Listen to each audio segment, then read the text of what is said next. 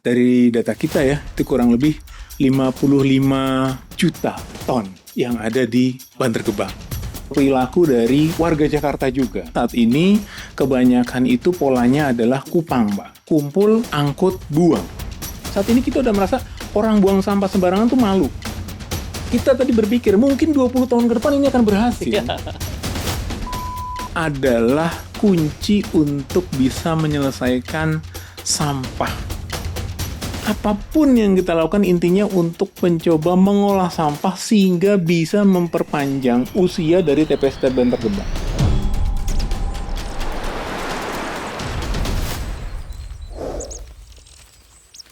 Hari ini kita akan ngobrol bareng mengenai sebuah tempat yang luar biasa, bukan karena indah, tetapi karena di sanalah semua sisa kehidupan kota Jakarta berkumpul. Bantar Gebang. Bantar Gebang itu seperti kotak raksasa, tempat metropolitan menyimpan semua barang yang kita nggak mau lihat lagi. Tapi masalahnya, kota itu hampir nggak muat. Untuk itu hari ini saya mengundang Bapak Agung Pujowinarko, Kepala Unit Pengelolaan Sampah Terpadu Dinas Lingkungan Hidup DKI Jakarta. Apa kabar Pak Agung? Kabar baik. Ya baik Pak Agung. Ya. Apa kabar Pak? Sehat Pak? Baik, senang bisa hadir di sini Pak Agung di tengah kesibukannya tentu saja ya mengurus Bantar Gebang itu pasti sangat-sangat sibuk. Tapi terima kasih sekali lagi Pak Agung. Pak Agung, bagaimana kalau kita melihat Bantar Gebang itu sebagai satu cermin kehidupan masyarakat, mencerminkan kehidupan masyarakat. Bagaimanakah kalau itu sebagai cermin, maka apa yang dikatakan oleh Bantar Gebang kepada semua orang gitu ya? Kira-kira apa itu yang bisa dikatakan oleh Bantar Gebang ini Pak Agung sebagai sehari-hari di Bantar Gebang pasti punya cerita gitu. Silakan Pak Agung. Oke, makasih Pak Mahawan. Jadi kalau kita bicara tentang Bantar Gebang, kita itu bicara tentang sebuah kota metropolitan. Bahwa Jakarta sebagai kota metropolitan, seperti itu, yang boleh dibilang itu mungkin rumah cantik sebenarnya. Karena banyak-banyak gedung tinggi, Banyak gedung tinggi ya. fasilitas yang Lengkap. cukup lengkap, memadai. Tapi ternyata yang menjadi catatan bahwa Bantar Gebang itu nggak punya toilet sendiri. Tidak punya toilet sendiri. Toilet itu ternyata ada di kota tetangga. Di kota tetangga. Adanya tadi Pak Mawan sampaikan di Bantar Gebang. Di Bantar Gebang. Betul. Jadi tentu Bantar Gebang semenjak berdiri ya. Jadi 1989 kurang lebih udah 36 tahun itu menerima sampah dari Jakarta. Dan sekitarnya? Hanya Jakarta. Hanya Jakarta? Hanya Jakarta. Karena Kota Bekasi memiliki TPS sendiri seperti itu. Jadi kurang lebih itu udah ada dari data kita ya, itu kurang lebih 55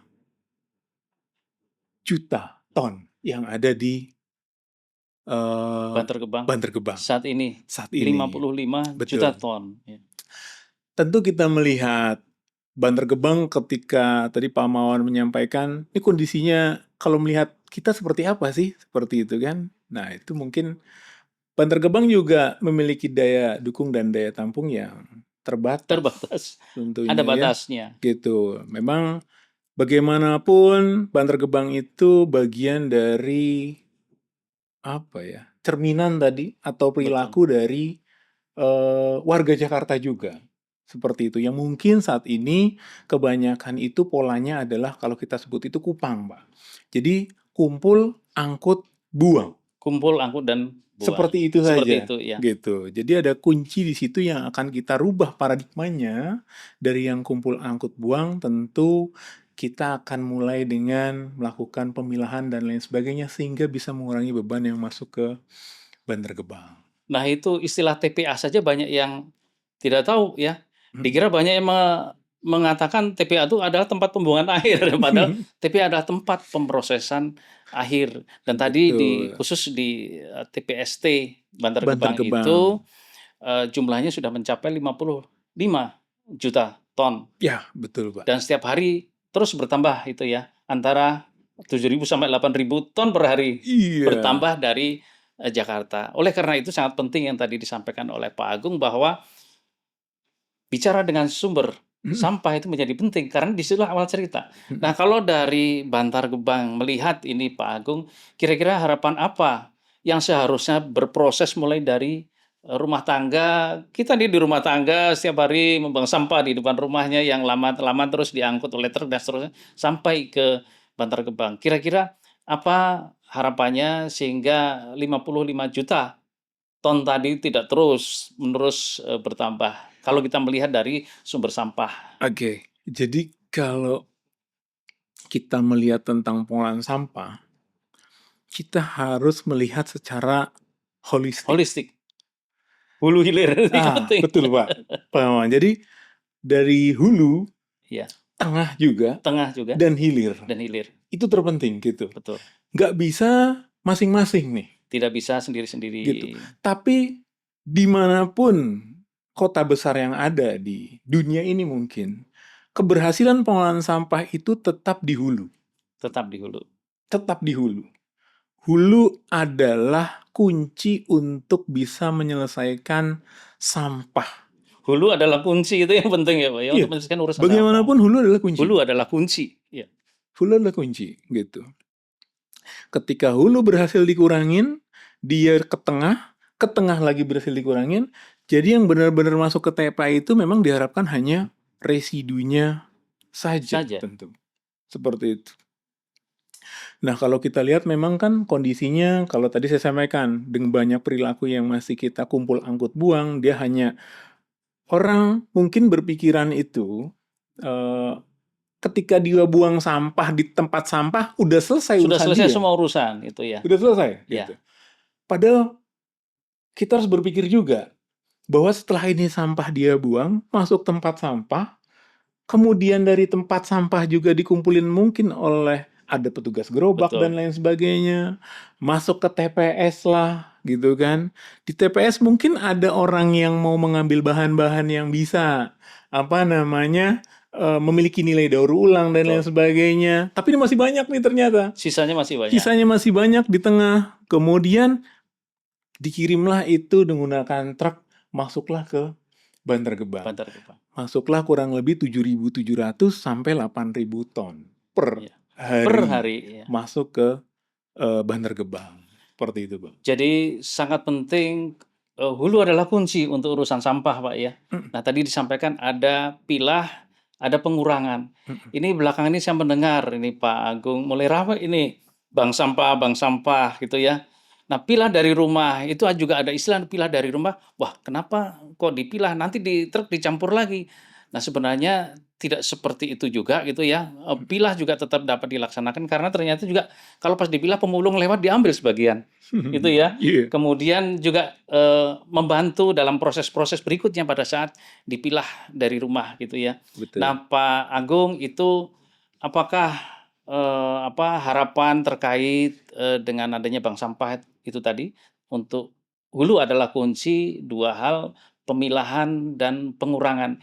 Itu bagaimana yang selama ini Pak Agung amati? Ya, Proses itu apa sudah cukup atau masih wah ini masih jauh dari kurang itu Pak ya. Agung? Tadi saya sampaikan kunci pengelolaan sampah itu tetap ada di hulu, Pak. Kunci tetap ada di hulu. Jadi kebijakan yang disusun oleh Pemprov DKI itu di semua lini tadi, baik di hulu, di tengah, dan di hilir. Di hulu banyak sekali kebijakan-kebijakan yang sudah diterapkan. Seperti tadi, ada bank sampah Ada tadi bank Pak Anu sampah, betul. sampaikan. Terus kita punya Pergub 77 tentang pengelolaan sampah lingkup rukun warga. Jadi Di warga level RW level RW. ada Iya, pengolahan ada sampah. seperti itu. Harus ada pengelolaan sampah. Tadi saya sampaikan ini filter-filter yang terus penggunaan kantong belanja ramah Lingkungan, ya. lingkungan, seperti itu. Kemudian kita punya untuk kawasan mandiri, Pak, di Jakarta itu dia juga harus mengolah sendiri atau dia bekerja sama dengan pihak ketiga. Ya. Kebijakan itu saya kira udah cukup banyak disusun. Nah, memang yang tersulit adalah implementasi Implementasinya, ya. untuk Ya. melakukan pemilahan. Warga benar-benar mau milah, gitu. Dari rumah gitu ya. Dari rumah Masih banyak. tentunya. Kalau kita merujuk tadi kota-kota yang Iya, mereka berhasil. iya. Saya kebetulan dikasih kesempatan untuk melihat Di kota-kota lah beberapa ya, tempat di ya. beberapa yang menurut saya berhasil. Kuncinya itu memang ada di rumah tinggal tadi, Iya. seperti itu. Dan tidak ada juga yang instan dalam 1, 2 tahun, 5 tahun bisa menjalankan proses pemilahan sampah sehingga warganya berhasil dengan baik, Pak. Gitu. Butuh waktu. Ada yang sampai 15 tahun, 20 tahun. Apapun itu, tapi Jakarta sudah mulai bergerak. Mungkin saat ini baru 1-2% warga yang melakukan seperti itu. Tapi kita bergerak, Pak. Kita nggak diam. Gitu. Mungkin dulu kita nggak tahu tuh sekitar 20 tahun yang lalu, kita hanya berpikir jangan buang sampah sembarangan, Itu sering kita dengar dulu jangan ya, buang di kali. jangan buang sampah Iya kan? sembarangan, Itu betul. 20 tahun yang lalu, Pak. Betul. Ya paling nggak alhamdulillah sampai saat ini itu sudah, karena sudah terbawa dari Iya, pendidikan dan lain betul. sebagainya, edukasi dan lain sebagainya. Saat ini kita udah merasa orang buang sampah sembarangan tuh malu, Iya. punya rasa malu, Pak. Saat ini kita akan memulai untuk memilah sampah. Mungkin saat ini kita nganggap apa sih milah-milah Nah, itu gitu. banyak yang nanya Pak Agung ya. Bahkan ya pada saat semester pertama biasanya itu kalau di tempat saya Iya, di perguruan tinggi di kelas itu saya iya. nanya, "Siapa yang sudah milah sampah?" Masih sebagian kecil yang milah Iya betul, sampah gitu ya. betul. Akhirnya setelah selesai mereka mulai memilah sampah. Salah satu hal yang menjadi pertanyaan termasuk dalam seminar-seminar, termasuk dalam diskusi, Iya. setelah kami pilah, dicampur nggak sih si truk sampah? Nah, Nah, ini gimana ceritanya Pak saya Agung? sampaikan. Tadi di dalam regulasi, Pak, yang saya Betul, sampaikan betul. tadi. Di dalam regulasi sebenarnya udah ditentukan. Jadi ada pengungutan sampah terpilah dan terjadwal. Ya, Kalau di DKI. terpilah dan terjadwal. Ya, jadi terpenting yang ada terpilah dan Dan terjadwal. terjadwal. Karena ketika pemilahan dilakukan, jadi pengangkutan itu disesuaikan dengan jadwal sampah pilahan Jadwal daerah itu. pilahan itu. Seperti itu. Ya, Kalau Bapak lihat di Jakarta beberapa RW, RW. kampung Ya, gitu. Kebetulan saya punya juga binaan kita binaan ya. di JRC di Pesanggerahan, Jakarta Recycling Center di Ya, Pesanggerahan. Kita lakukan itu di 6 model area. Dan kita lakukan. Dan itu berhasil. Tapi memang kita butuh scale up dan butuh pendampingan yang sangat luar biasa untuk bisa melakukan hal ini. Dan itu tidak cepat, tidak mudah. Seperti itu. betul. Tapi itu tetap kita lakukan, Pak. Ya, Tetap harus kita lakukan. Tapi kita tidak akan menyerah untuk menyelesaikan itu. betul. Kita tadi berpikir mungkin 20 tahun ke depan ini akan berhasil. Ya, Gitu. karena sebenarnya kuncinya adalah itu adalah perilaku manusianya ya. Betul. Memilah itu bukan persoalan Betul. teknis, tetapi ini Ini adalah habit. kesadaran Betul. bahwa memilah itu memberikan dampak yang luar biasa kepada proses-proses berikutnya. Betul. Makanya banyak sekali sekarang kami sering mendapat kunjungan dari warga-warga yang pingin dia mau lihat Bantar Gebang. Saya tunjukin, ini hasil karya Anda selama Anda buang sampah selama ini tuh hasilnya ini. Kalau Dan apalagi mereka tidak berpikir, milah, tidak mengurangi, itulah yang betul, terjadi. iya, 55 juta ton ya. betul, gitu. Harapannya tentu ini bisa berkurang. Itulah perilaku, itulah yang menurut saya harus Ya, kita rubah. jadi Tapi kita perilaku butuh betul, waktu, tapi butuh Jakarta waktu. tidak diam, kita terus bergerak, Pak. Ya, jadi itu adalah proses yang sedang berjalan bahwa iya, dengan persoalan yang ada di Bantar Gebang, mulai dari hulu dikerjakan, pemilahan, pengurangan, dan seterusnya. Ada bank sampah, ada binaan, dan Betul. seterusnya.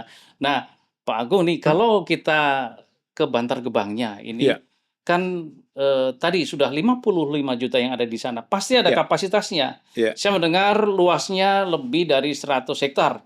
Itu kalau dihitung, apalagi yang hobi sepak bola itu, lebih dari 150 lapangan sepak bola itu kalau diukur. Apalagi Luasnya hobinya Bantar mini Gebang. soccer, Pak. Kalau mini soccer lebih banyak lagi nih. Lebih banyak Belum lagi. yang hobinya pedal.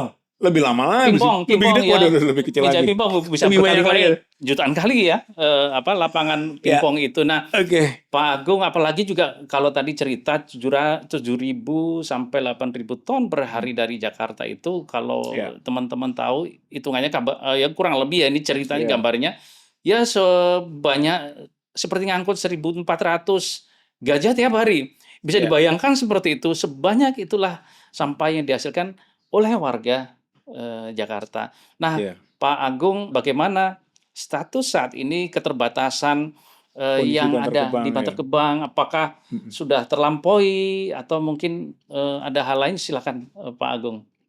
Oke, kalau untuk luas TPST Bantar Gebang sendiri dari Ya, data yang kami miliki itu saat ini kita juga ada pengadaan tanah ya, itu Ya. sudah diangkat 132 hektar, Pak. Jadi lebih dari 100 Lebih dari 100, ya, lebih dari 100 hektar. 110 hektar Ya, tadi yang ya, Pak ya, Mahawan ya. sampaikan seperti itu. Dan kondisi Bantar Gebang menurut saya bagaimanapun sudah udah hampir overload, Hampir overload. pastinya dengan kondisi yang ada sekarang seperti itu. Kalau boleh tahu kira-kira kalau 7.000, 8.000 ton per hari terus berlanjut, itu kira-kira Berapa lama lagi sampai nih? berapa lama Bang itu? mau langsung tembak aja, Pak Agung berapa lama nih? Biar tutup gitu. Enggak. Bukan biar Iya, itu, iya. tapi artinya Kita itulah yang harus aware. kita sadar. Iya, Kita harus harus sadar aware. karena ini bukan persoalan Iya. Bantar Gebang, itu seluruh warga Jakarta yang buang Betul. sampah. Gitu.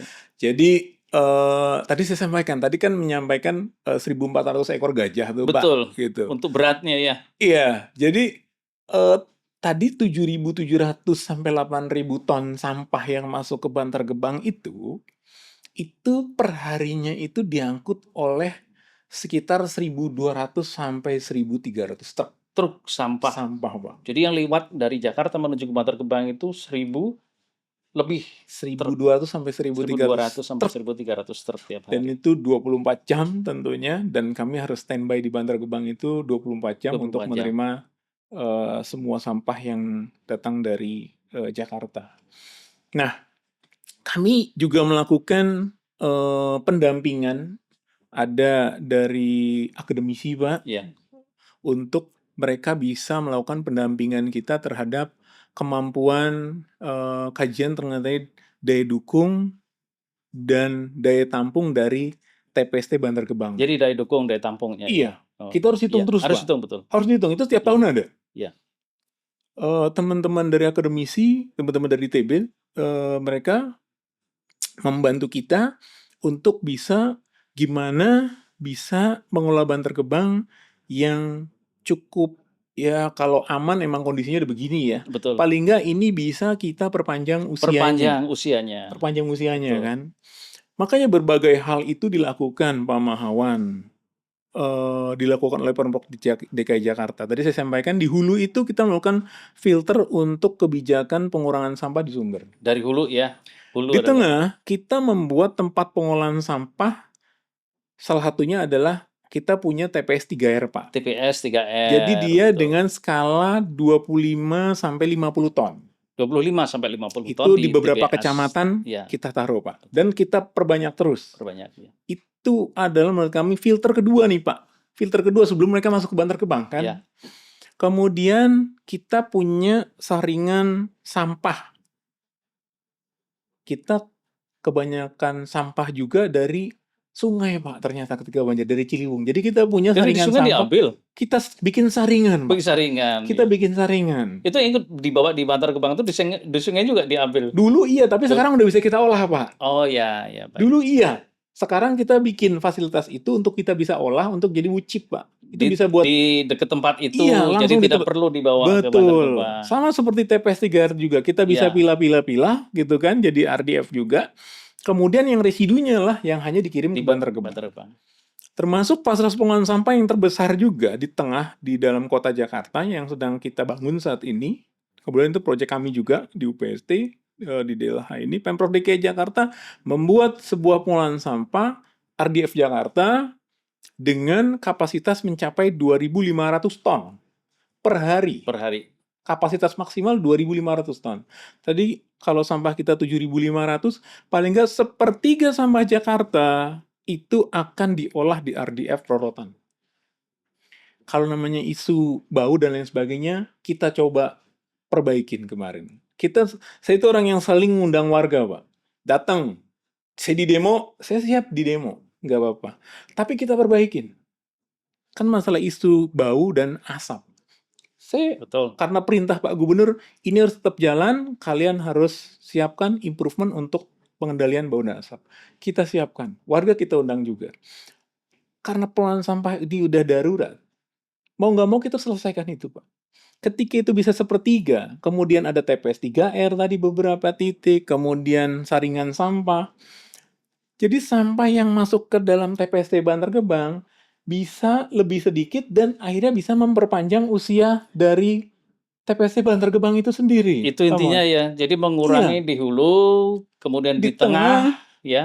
Kemudian juga ada saringan-saringan lain. betul. Antara Filter lain kedua untuk tadi saya filter sampaikan. kedua, Filter betul. sebelum masuk ke TPST Bantar Gebang. Nah, di TPST Bantar Gebang sendiri kita punya pengolahan sampah menjadi RDF juga di sana. Di Kapasitas sana juga ada itu kita kapasitasnya 2.000 ton 2000. dengan bahan bakunya itu 1.000 ton itu dari sampah landfill. Sampah landfill kita tambang juga, Jadi Pak. sampah landfill itu adalah sampah yang Lama. mungkin Iya, teman-teman Bumi dan kita. Jadi yang sudah ada yang ada di yes, sana yang yang 55 jutaan. 50 Betul.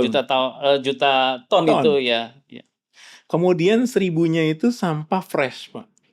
Kemudian kita juga punya PLTSA, pembangkit listrik tenaga sampah, kapasitasnya hanya 100 ton, Jadi listrik itu ya. jadi Jadi listrik, listrik. seperti itu. Apapun yang kita lakukan intinya untuk mencoba mengolah sampah sehingga bisa memperpanjang usia dari TPST Bantar Gebang.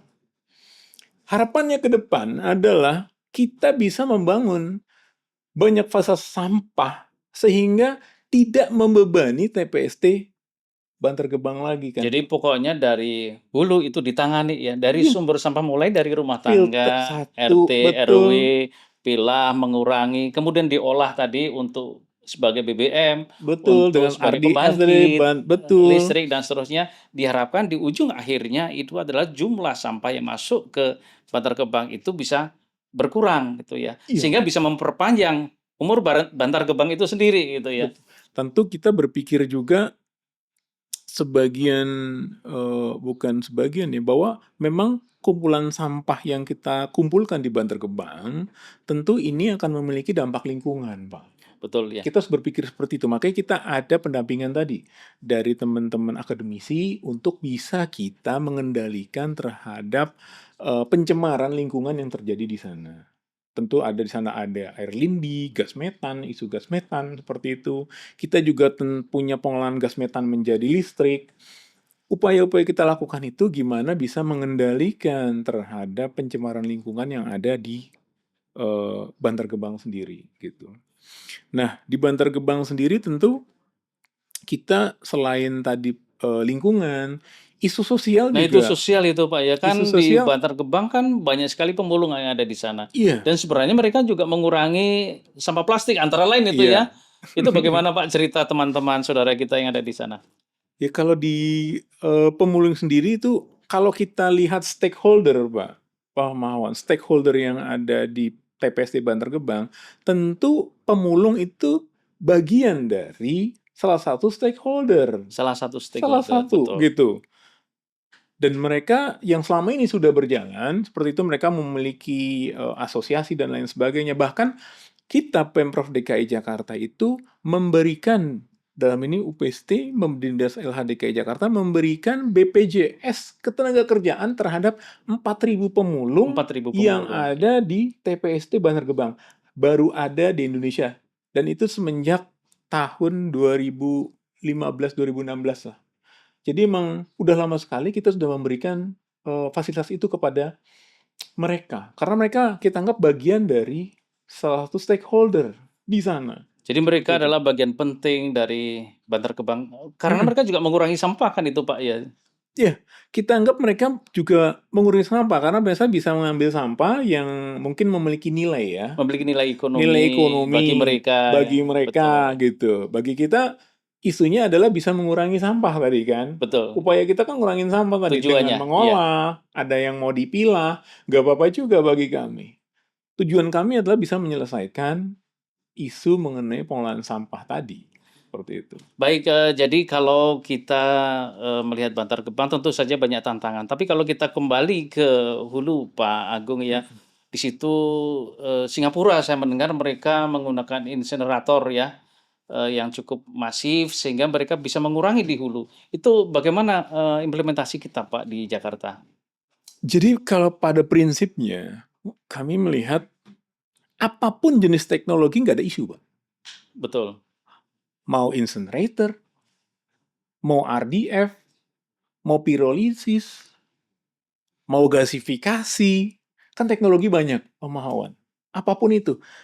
Tugas pemerintah daerah adalah menyelesaikan permasalahan pengolahan sampah tadi. Gitu kan. Gimana caranya? Tadi pengurangan dari sumber dan lain sebagainya di tengah gitu. Teknologi yang digunakan setelah itu tidak ada. Maksudnya sesuatu yang, oh paling jitu dengan ini Tidak ada. gitu. Karena semua tergantung dengan karakteristik dari masing-masing daerah. Seperti itu. Kalau di Jakarta itu hitungannya insenerator itu mahal nggak Pak itu? Saat ini belum ada nih insenerator nih Pak. Oh Di gitu, Jakarta ini ya saya belum ya bisa ya tanya, ya belum betul. bisa jawab nih. Mahal apa murah? Iya betul. Iya kan? Ya. Mahal apa murah saya belum tahu. Karena belum ada barang insenerator di sini. Seperti di Jakarta ya. Seperti itu. Yang sudah kita bangun kan ada RDF.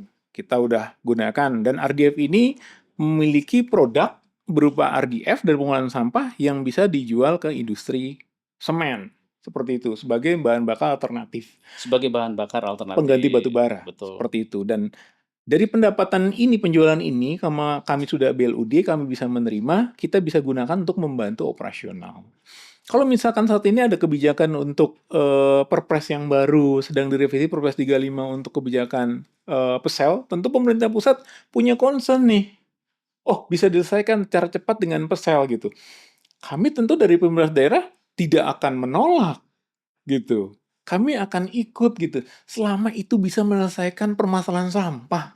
Kata Kan gitu, kuncinya Pak. itu ya. Iya, Pak. Pokoknya Kan itu semua ya. upaya baik itu Betul, teknologi, betul. termasuk ke sistem ekonomi. Nah ini Pak, ini belakang ini kan kita mendengar circular ekonomi ya, Iya, ekonomi sirkuler. iya, Itu hotel bisa melaksanakan, iya, industri bisa melaksanakan, yes. bahkan juga di level RT RW itu bank sampah gitu Oh ya, iya, bisa melaksanakan ekonomi iya. sirkuler. Itu bagaimana peran ekonomi sirkuler ya? Kalau melihat Bapak dari Bantar Gebang, wah ini masih masih kecil perlu ditingkatkan gitu ya. Itu bagaimana Pak Agung?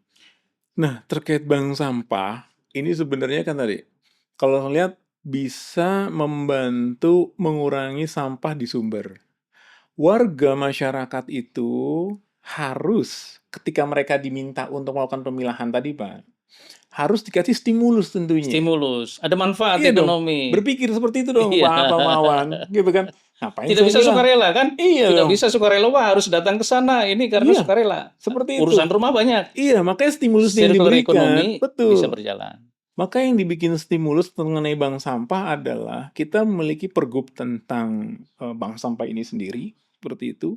Di situ kita bisa memberikan pemerintah daerah itu sarana prasarana, seperti itu.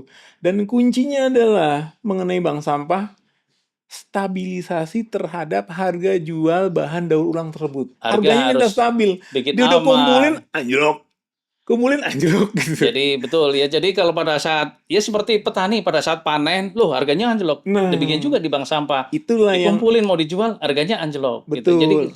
harga yang stabil adalah salah Betul. satu kunci Makanya ada bank sampah. kebijakan nanti untuk kita membuat bank sampah. Kan ada bank sampah unit, ada bank sampah induk. Iya. Di sini kalau induk kita bisa nilainya bisa stabil karena dia nanti bisa bekerja sama dengan Dan operator skalanya tinggi. besar itu ya, jadi Dikunci harga bisa seperti relatif itu. stabil. Betul, gitu. Itulah upaya yang dilakukan. Memang butuh waktu, Pak Maman. Betul Pasti, betul betul. pasti butuh waktu. Tapi kita melihat ini sesuatu yang bukan sesuatu yang mustahil untuk dijalankan ke depannya. Asalkan ada stimulus tadi Ya. dari pemerintah daerahnya menyediakan sarana prasarana, mengebijakan kebijakan yang baik yang memudahkan masyarakat mau melakukan pemilahan.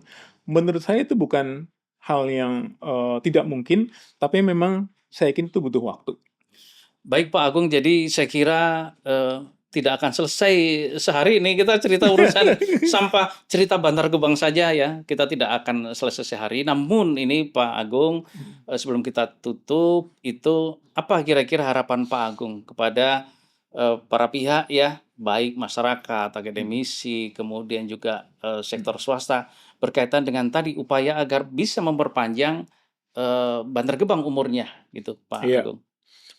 Jadi kita ada satu, apa namanya, bukan jargon juga sih, selama ini kita nyebutnya itu, eee, Samtama Samtama. Apa itu namanya. Samtama? Samtama itu apa?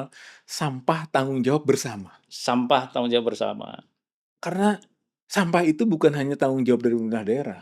Ini semua stakeholder yang terlibat terhadap hadirnya sampah, itu menjadi tanggung jawabnya mereka semua, Pak. Ada masyarakat, ada produsen, Ada presiden kemasan, barang, kemasan itu ya, dia ikut ya kan? tanggung Ada jawab. kegiatan, mungkin kegiatan industri, ada kegiatan apa namanya, perkantoran, rumah tangga, restoran, gitu kan. Itu semua bertanggung jawab, Pak. Jadi mereka akan berpikir gimana ketika mereka menghasilkan sampah itu tidak sampai ke TPA. Gimana caranya nih? Atau paling tidak mengurangi sampah yang masuk ke Atau tidaknya sadar ya sadar. bahwa sampah itu kalau tidak dikurangi, tidak dipilah itu akan bermasalah Betul, dalam proses perjalanannya menuju ke tempat akhirnya gitu ya. betul. Karena banyak hal yang bisa dilakukan di sumber tadi, Pak. Misalkan ngurangin tumpukan sampah, ada yang kita bikin kompos, ada maggot, dan lain sebagainya. Apapun itu, banyak sekali. Orang kadang pengen bikinnya kayak kompos aja, Pak Agung. Silakan. Apapun itu. Makanya teknologi kita nggak akan batasi. Apapun itu yang bisa membantu mengurangi sampah, membantu pengelolaan sampah, kita harus ikut di situ untuk bisa menyelesaikan permasalahan sampah di Jakarta. Itu. Jadi sampah itu adalah urusan kita bersama, tanggung jawab kita bersama. Kita sudah tidak lagi perlu mengatakan bahwa buang sampah pada tempatnya, tapi sudah saatnya kita urus sampah dari sumbernya. Saya kira itu, obrolan kita dengan Pak Agung ya, tentang Bantar Gebang, tentang bagaimana sumber sampah dan proses dari, sumber Sumber sampah sampah, sampai ke, Bantar Gebang. Bantar Gebang. Ingat, jika kita tidak menjaga bumi, maka bumi tidak menjaga kita. Ikuti terus podcast Bumi dan Kita, persembahan dari Environment Institute dan Yayasan Sahabat Peduli Bumi. Sampai jumpa. Terima kasih banyak Pak Agung ya. Makasih, Pak Mahawan. Mudah-mudahan bisa Terima bertemu kasih, Pak. kembali. Siap.